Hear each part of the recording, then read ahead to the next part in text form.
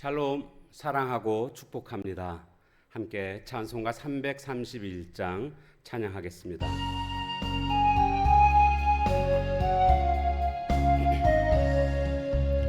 영광을 받으신 만유의 주여, 우리가 명령을 따르리다. 베푸신 은혜를 감사히 알고 진실한 마음으로 섬기겠네. 구주의 은혜 주시는 대로 영원히 받들어 섬기겠네. 찬송하겠네. 생명을 주시는 구주로다. 아멘. 함께 나눌 말씀 본문은 역대하 5장 1절에서 끝절 14절까지입니다. 5장. 솔로몬이 여호와의 전을 위하여 만드는 모든 일을 마친지라. 이에 솔로몬이 그의 아버지 다윗이 드린 은과 금과 모든 기구를 가져다가 하나님의 전 곳간에 두었더라. 이에 솔로몬이 여호와의 언약궤를 다윗성 곧 시온에서부터 메어 올리고자 하여 이스라엘 장로들과 모든 지파의 우두머리 곧 이스라엘 자손의 족장들을 다 예루살렘으로 소집하니, 일곱째 달 절기에 이스라엘 모든 사람이 다 왕에게로 모이고 이스라엘 장로들이 이름에 레위 사람들이 궤를 매니라. 궤와 회막과 장막 안에 모든 거룩한 기구를 메고 올라가되 레위인 제사장들이 그것들을 메고 올라가매, 솔로몬 왕과 그 앞에 모인 모든 이스라엘 회중이 궤 앞에서 양과 소로 제사를 드렸으니 그 수가 많아 기록할 수도 없고 셀 수도 없었더라. 제사장들이 여호와의 언약궤를 그 처소로 메어 드렸으니 곧 본전, 지성소, 그룹들의 날개 아래라. 그룹들이 궤 처소 위에서 날개를 펴서 궤와 그 채를 덮었는데, 그 채가 길어서 궤에서 나오므로 그 끝이 본전 앞에서 보이나 밖에서는 보이지 아니하며, 그 궤가 오늘까지 그곳에 있으며 궤 안에는 두 돌판 외에 아무것도 없으니 이것은 이스라엘 자손이 애굽에서 나온 후 여호와께서 그들과 언약을 세우실 때에 모세가 호렙에서 그 안에 넣은 것이더라. 이때에는 제사장들이 그 반열대로 하지 아니하고 스스로 정결하게 하고 성소에 있다가 나오매, 노래하는 레위 사람 아삽과 헤만과 여두둔과 그의 아들들과 형제들이 다 세마포를 입고 제단 동쪽에 서서 재금과 비파와 수금을 잡고 또 나팔 부는 제사장 120명이 함께 서 있다가, 나팔 부는 자와 노래하는 자들이 일제히 소리를 내어 여호와를 찬송하며 감사하는데, 나팔 불고 재금 치고 모든 악기를 울리며 소리를 높여 여호와를 찬송하여 이르되, 선하시도다, 그의 자비하심이 영원히 있도다 하며, 그때에 여호와의 전에 구름이 가득한지라. 제사장들이 그 구름으로 말미암아 능히 서서 섬기지 못하였으니 이는 여호와의 영광이 하나님의 전에 가득함이었더라. 아멘.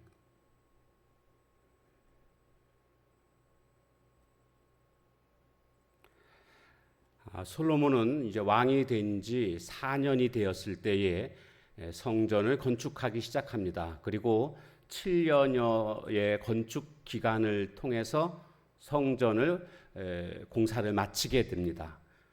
성전을 다 짓고 나서 그가 가장 처음에 했던 일은 바로 여호와의 언약궤를 성전으로 옮기는 일이었습니다.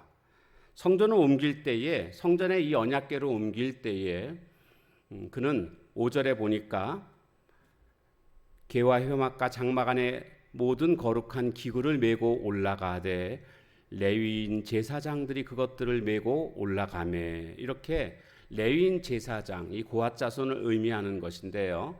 그리고 또 7절에 가보면 제사장들이 여호와의 언약궤를 그 처소로 메어 드렸으니, 그러니까 레위인들에 의해서 옮겨졌고, 마지막 지성소 안에 여호와의 언약궤를 안치할 때에는 지성소 안에는 제사장들만이 들어갈 수 있기 때문에 제사장들이 언약궤를 메고 들어가는 모습을 볼 수가 있습니다. 이 모든 과정들을 볼 때에 하나님이 명하신 말씀대로 행하고 있음을 보게 됩니다. 왜냐하면 전에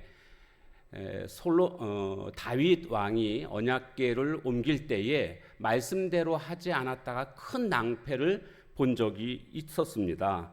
아비나답의 집에 언약궤가 있었는데 이것을 다윗성으로 옮기고자 할 때에 새술에 싣고 그 다음에 이제 소들이 그것을 끌지 않았습니까? 그런데 소들이 나곤의 타작마당에 이르자 갑자기 뛰기 시작합니다. 언약궤가 떨어질 것 같으니까 소를 몰던 아비나답의 두 아들 우사와 아효가 있었는데 그 중에 우사가 여호와의 법궤에 손을 댑니다. 떨어지지 않도록 하기 위해서요. 근데 손을 대자마자 그 자리에서 죽게 되지요. 다윗은 이것이 두려웠습니다. 또 한편으로 화가 나기도 했고요. 그래서 여호와의 법궤를 옮기는 것을 중단하고 그 여호와의 법궤가 가드 사람 오벳에돔의 집으로 향하게 되는 것을 보게 됩니다. 그 집에서 석 달 동안 안치해 놓았었는데 오히려 하나님의 복이 그 집에 임하는 모습을 볼 수가 있었죠. 중요한 것은 바로 여호와의 방법대로 여호와의 말씀대로 행하지 않음으로 말미암아 그런 재앙이 임했던 것입니다. 솔로몬은 이것을 익히 잘 알고 있었고 그래서 여호와의 말씀대로 옮기는 모습을 볼 수가 있습니다.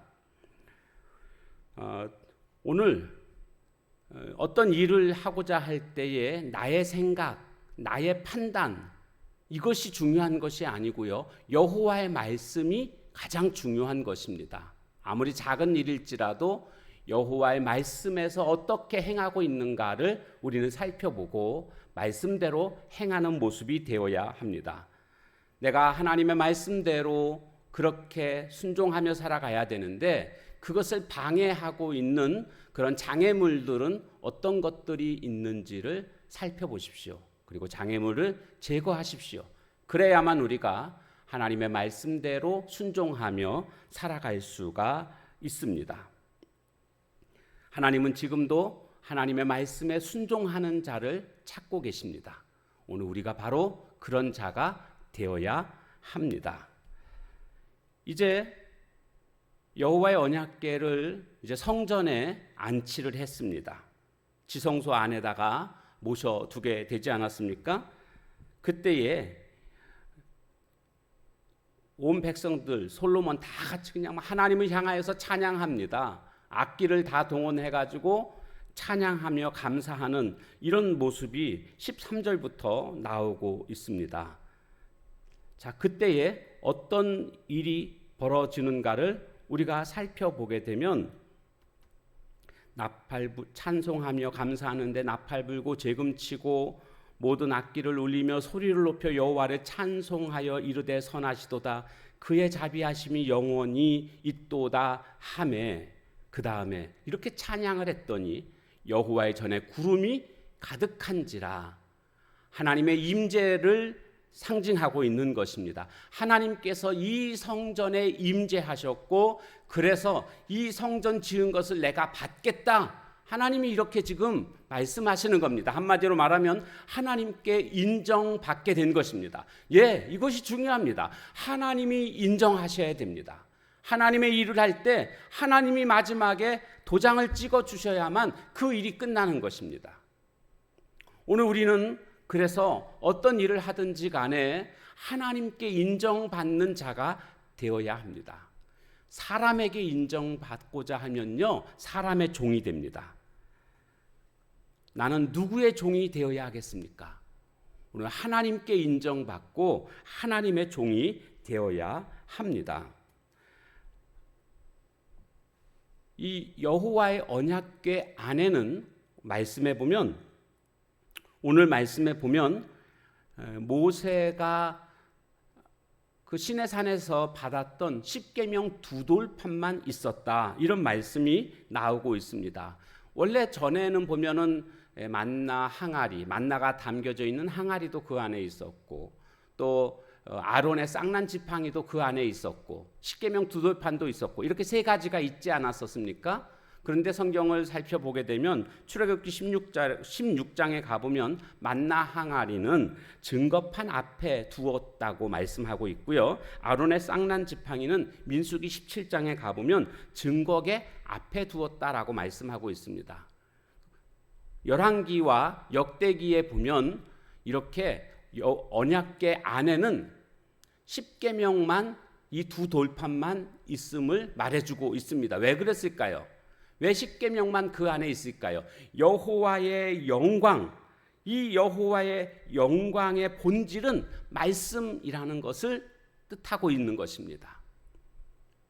그래서 언약과 말씀의 중요성을 강조하기 위해서 이렇게 두 돌판만이 여호와의 언약궤 안에 있음을 알리고 있는 것입니다. 오늘 우리의 삶도 마찬가지입니다.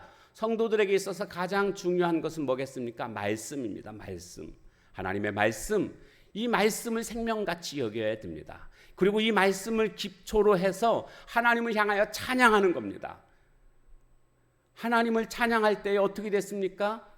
구름이 덮였는데 하나님의 임재를 의미하는 것 아닙니까? 오늘 우리도 마찬가지입니다. 우리가 예배드리며 하나님 앞에 정성을 다하여 찬양을 올려드릴 때에 그 찬양 가운데 하나님의 임재를 경험하는 오늘 우리들의 모습이 되어야 할 줄로 믿습니다. 성전의 가장 중요한 것은요, 하나님의 임재입니다. 바라기는 오늘 우리가 예배드릴 때마다 하나님의 임재를 경험하는 오늘 우리의 성전, 우리의 예배가 되기를 주님의 이름으로 축원합니다. 기도하겠습니다. 하나님 감사합니다. 오늘도 이 솔로몬이 언약궤를 성전 안에 안치하는 그런 장면을 우리가 보게 되었습니다.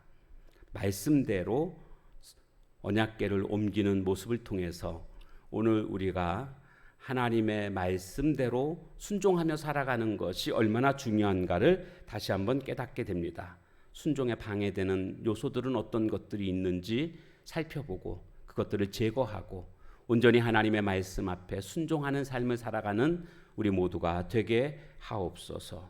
또한 찬양하며 감사할 때에 하나님의 임재를 경험하는 이스라엘 백성들의 모습을 보았습니다. 오늘 우리도 하나님 앞에 예배드리며 찬송 드릴 때에 하나님의 임재를 경험하는 우리의 예배가 되게 하옵소서.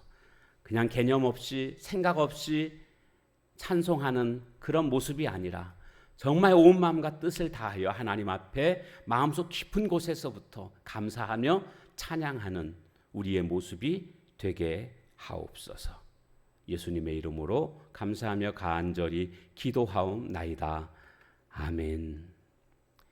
주신 말씀 붙들고 기도하시고 또한 각자의 기도 제목 붙들고 함께 같이 기도하는 시간을 갖도록 하겠습니다.